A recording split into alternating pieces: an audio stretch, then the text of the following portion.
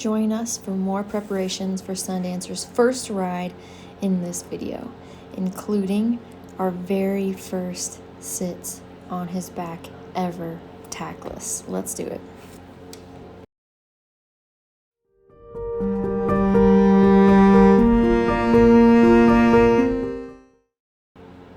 So first things first, in this video, you saw how I'm using the target to teach Sundancer to line up at the mounting block. So I'm just holding that target out front, and then I'll go ahead and click and reward when he is standing with the bucket at the correct place along his side. And eventually I'll be able to use the cue line up, and he will come over and know exactly where that bucket should be lined up right along his side. Now, what you see me doing here is I'm simply spending a lot of time on this bucket, in between on the ground and being on his back.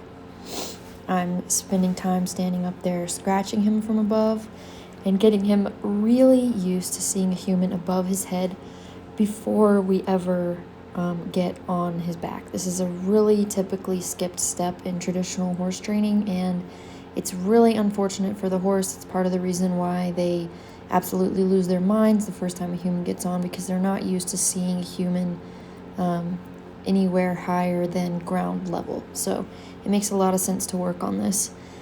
And at this point, he's pretty comfortable with me standing up there, so I'll go ahead and start putting just a little bit of weight across his back here and there. I'm not lifting my feet up. I'm not putting all my weight on him.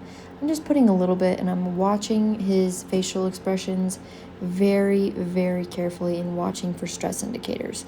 And only when he is very calm and showing no stress indicators will I go ahead and progress forward and move on to the next step, which would be putting a little bit more weight on his back.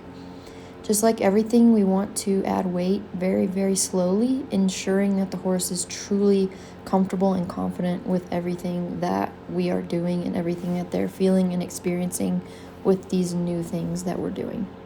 And as I demonstrate a little bit more of that process, I'd like to discuss the importance of repetition. If we only do things one or two times with our horses, we cannot expect them to be comfortable with what we're doing. Okay, it needs lots of repetition, and repetition is good for many reasons. In this situation, me repeating this over and over also solidifies that he needs to stand still at the mounting block, so when I do get on, he doesn't immediately feel like he needs to run off, which is a big problem that we see. It also instills that what goes onto his back will always come off, which just automatically eases anxiety from the horse's end. If something goes on and never comes off, they will start to panic and fight and buck and kick and do whatever they can to remove that thing. So now I'm starting to pick up my feet and put my full weight on him. And as you see, he is, very relaxed with this process.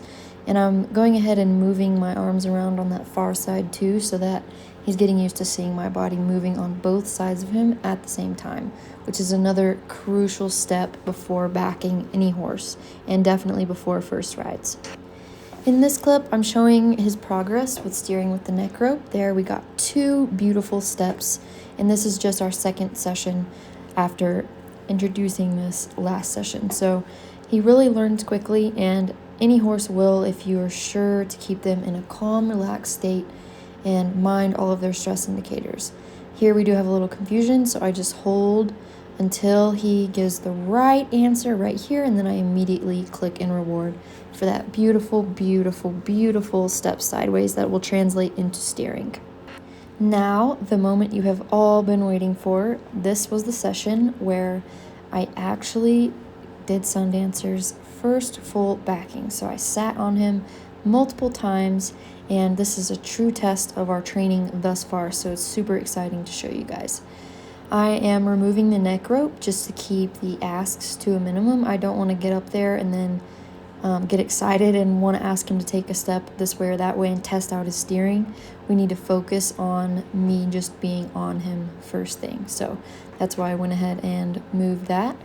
And right there, when I put my leg over, you notice him lean away. So that tells me we need to spend a little bit more time just putting the leg over before actually getting on. So we did that, and then here we go. I got on and I got right back off again. We do not want to get on and stay up there because that might lead to the horse freaking out and desperately trying to remove us.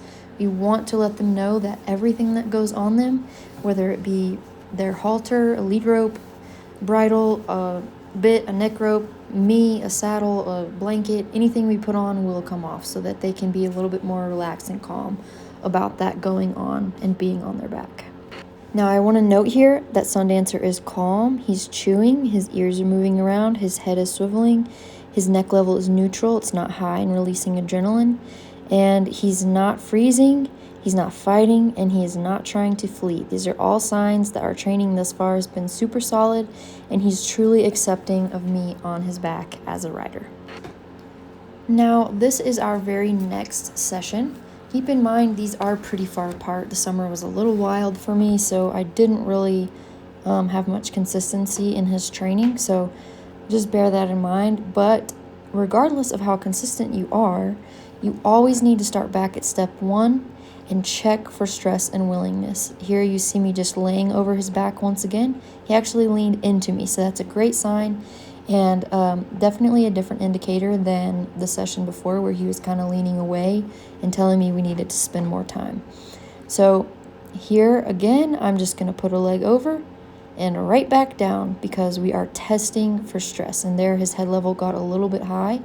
So I just want to make sure that we're working into going to where we left off. We never want to assume that our horse is just okay and we can just pick up right where we left off, because that is definitely expectations on our end.